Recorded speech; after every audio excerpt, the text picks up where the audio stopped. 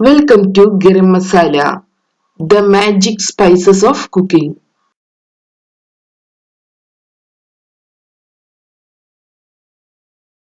ഇന്ന് നമുക്ക് എങ്ങനെ കട്ടിയുള്ളതും ക്രീമിയുമായ തൈര് തയ്യാറാക്കി എടുക്കുന്നതെന്ന് നോക്കാം.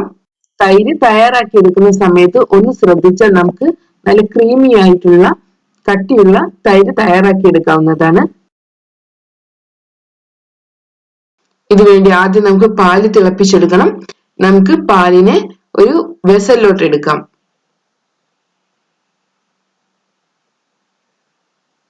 ഇനി ഇതിലോട്ട് നമുക്ക് ആവശ്യാനുസരണം വെള്ളം ഒഴിച്ചു കൊടുക്കാം.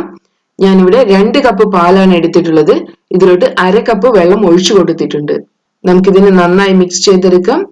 ഇനി ഇതിനെ നമുക്ക് തിളപ്പിച്ചെടുക്കണം. തിളച്ചു പോകാതിരിക്കാൻ വേണ്ടി നമുക്കൊരു തവി വെസലിന്റെ മുകളിലായി വെക്കാം. നമ്മുടെ പാൽ തിളച്ചു വരുന്നുണ്ട്.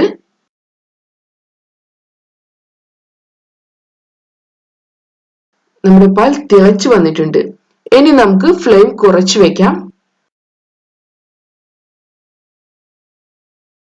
ഈ പാല് ലോ ഫ്ലെയിമിൽ 1-2 മിനിറ്റ് കൂടെ ഒന്ന് തിളച്ചു വരണം.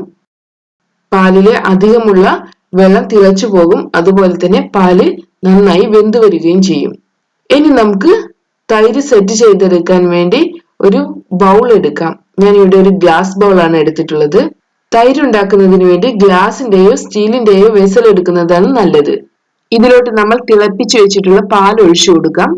പാല് തണുത്ത് വരണം. ചെറിയ ഒരു ചൂടുണ്ടാകുന്നത് നല്ലതാണ്. തൈര് സെറ്റാക്കി എടുക്കുന്നതിന് വേണ്ടി നമുക്ക് ഇതിലോട്ട് 1 ടേബിൾ സ്പൂൺ നല്ല കട്ടിയുള്ള തൈര് ചേർത്ത് കൊടുക്കാം.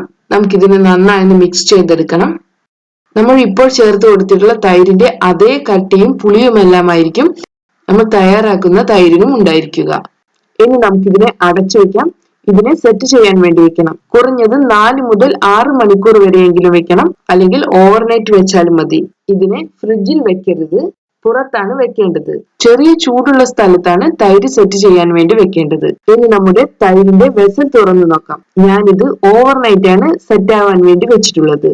ഇപ്പോൾ നമ്മുടെ കട്ടിയുള്ളതും ക്രീമിയുമായ തൈര് തയ്യാറായിട്ടുണ്ട്.